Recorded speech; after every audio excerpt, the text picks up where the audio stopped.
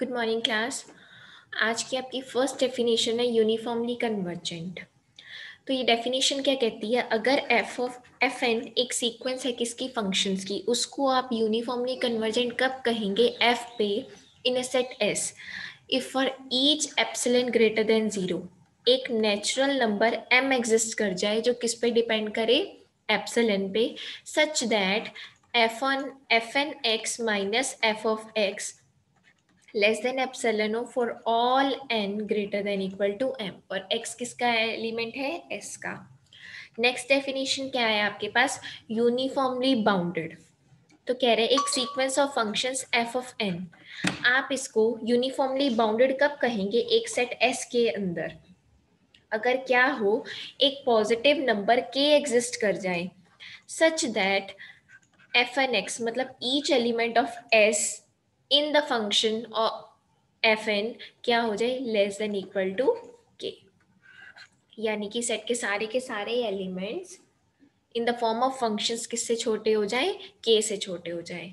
ठीक है, और के को हम क्या बोलेंगे? Uniform bound for the function F N, या फिर for the sequence of function F N. Next definition है आपके पास equicontinuous set of functions. ये डेफिनेशन क्या कहती है? अ सेट ऑफ फंक्शन किस टाइप के? f is equal to F. ठीक है, सेट की बात कर रहे हैं, अब सीक्वेंस की बात नहीं कर रहे हैं। Defined on a real T, defined on a real T in the interval I. ये आपको पता ही है आई क्या है? एक रियल लाइन है माइनस इन्फिनिटी से इन्फिनिटी तक, और टी किससे बिलोंग कर रहा है? आई से बिलोंग कर रहा है, तो वो किसी ना किसी ओपन इंटरवल में ही लाई करेगा। तो उसको हम इक्वी कॉन्टिन्यूस ऑन आई कब बोलेंगे? If for given epsilon greater than zero there exists delta epsilon greater than zero independent of f। मतलब t बिलोंगिंग टू i को आप इक्वी कॉन्टिन्यूस कब बोलेंगे? अगर एप्सिलॉन ग्रेटर देन जीरो के लिए delta epsilon greater than zero exist कर जाए और जिसका कुछ लेना देना नहीं है f से। f किसका एलिमेंट है? f का है। ऑल्सो अगर दो एलिमेंट्स हम t और t बार i के ले रहे हैं तो ये कंडीशन होल्ड करनी चाहिए, f of t minus f of t bar is less than epsilon whenever t minus t bar is less than delta epsilon. तो ये आपकी क्या थी? इक्वी कॉन्टिन्यूटी की डेफिनेशन थी। हम नेक्स्ट थ्योरम पे चल रहे हैं, अर्सेला अस्कॉलीज थ्योरम। ठीक है, स्टेट एंड प्रूव में भी आ जाती है, तो आपको स्टेटमेंट भी ध्यान में रखनी है। ठीक है, ये तीनों डेफिनेशंस इसमें यूज होने वाली है, इसीलिए आपको कराई गई है। इसकी स्टेटमेंट क्या कहती है? On a bounded interval I set F be an infinite uniformly bounded equicontinuous set of functions. मतलब कि ये जो सेट क्या है, एक तो इनफाइनाइट यूनिफॉर्मली बाउंडेड है और इक्वी कॉन्टिन्यूस है। तो हमें प्रूव क्या करना है? f contains a sequence fn, कि f के पास एक सीक्वेंस है fn which is uniformly convergent on i। मतलब पहले तो आप एक सीक्वेंस एग्जिस्ट करा के दिखाएंगे, उसके बाद आप क्या प्रूव करेंगे कि वो सीक्वेंस क्या है? यूनिफॉर्मली कन्वर्जेंट है। किस पे? इंटरवल i पे। इसके प्रूफ पे चलते हैं। तो देखो बेटा क्या है, एक लेट किया set R K going 1 2 3 4 up to so on be the set of rational numbers in I. क्योंकि आई क्या है? एक रियल लाइन है, तो उसी के ऊपर हमने क्या ले लिए? उसी के अंदर क्या ले लिए? एक सेट ऑफ रैशनल नंबर्स ले लिए, enumerated in the same order. This is same order, मतलब जिस ऑर्डर में हम ले रहे हैं R1 R2 R3 R4 define कर रहे हैं, सेम ऑर्डर में वो रियल लाइन पे भी डिफाइंड है। Consider the set of numbers F R one. वो देखो बेटा, अगर आपके पास एफ ऑफ एक्स है, एक्स प्लस वन है, तो एफ ऑफ आर वन कोई ना कोई रैशनल नंबर है ना, तो वो क्या मिलेगा? एफ ऑफ आर वन क्या मिलेगा? आर वन प्लस वन, मतलब कोई ना कोई नंबर ही आएगा। तो वो वही कह रहे हैं, consider the set of numbers, जो भी मिलेगा आपको, F R one F R two up to so on, F belongs to F is bounded and infinite. ये क्यों है? क्योंकि जो एफ है, जो गिवन सेट है, वो आपको क्या दिया हुआ है? इनफाइनाइटली यूनिफॉर्मली बाउंडेड दिया हुआ है। तो एफ आर वन भी क्या होगा? बाउंडेड और इनफाइनाइट होगा। आपने सीक्वेंस एंड सीरीज में बोल्जमैन और वीयरस्ट्रास थ्योरम पढ़ी है, वो क्या कहती है कि every infinite bounded set has a limit point.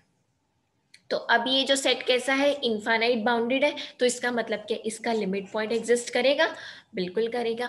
Also limit point की एक डेफिनेशन और भी है। क्या कहती है लिमिट पॉइंट की डेफिनेशन? कि एक नंबर ए, वो लिमिट कब बनेगा, लिमिट पॉइंट कब बनेगा किसी सीक्वेंस का? अगर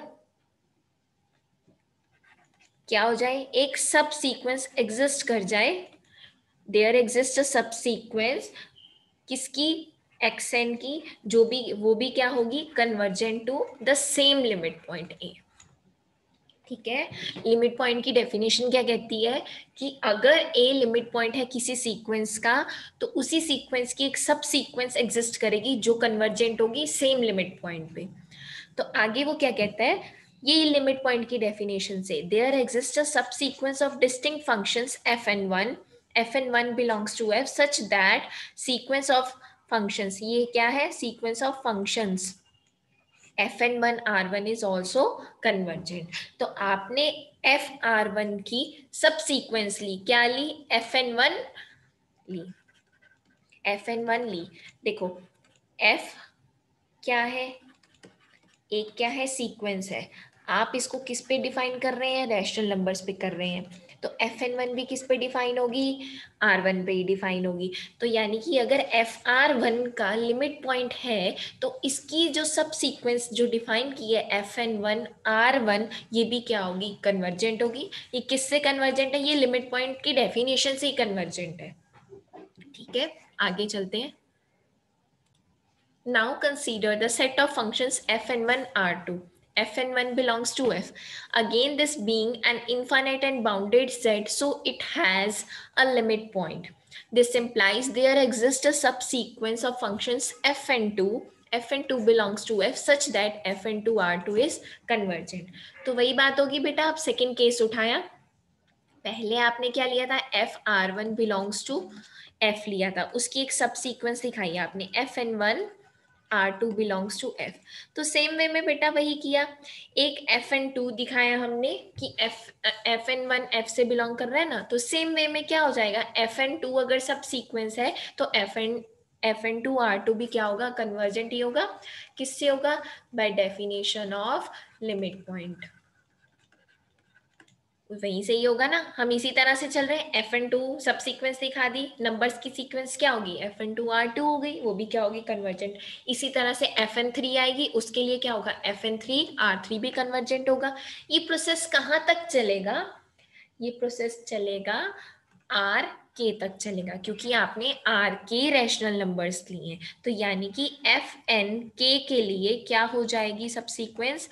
एफ एन के F N K R K is also convergent. यही हो जाएगी अगर हम सेम फॉर्मेट में कॉन्टिन्यूशन में चलेंगे तो ये देखो बेटा, continuing like this we obtain an infinite set of functions F N K. मैंने भी वही बताया आपको, के गोइंग 1 2 3 और एन भी 1 2 3 के लिए चलेगा, which has the property that the sequence F N K converges at F N K R K is convergent. Same मैं आपको ऑलरेडी बता चुकी हूँ। तो चलो, हमने स्टार्ट कहाँ से किया था? F N one R one, फिर हमें क्या मिला? F N two R two. हम कहाँ तक गए? एफ एन के आर के। ठीक है ना, एन कहाँ से कहाँ तक जा रहा है? 1 2 से लेके अप टू सो ऑन तक जा रहा है ना, एन तक ही जा रहा है ना। तो चलो, ये कैसे बनेगा फॉर्मेट? एन को अगर 1 पुट करते हैं तो क्या मिलेगा? F one one R one. 2 put करोगे तो क्या मिलेगा? F two one R one. कहाँ तक जाएंगे हम? F N one R one के लिए।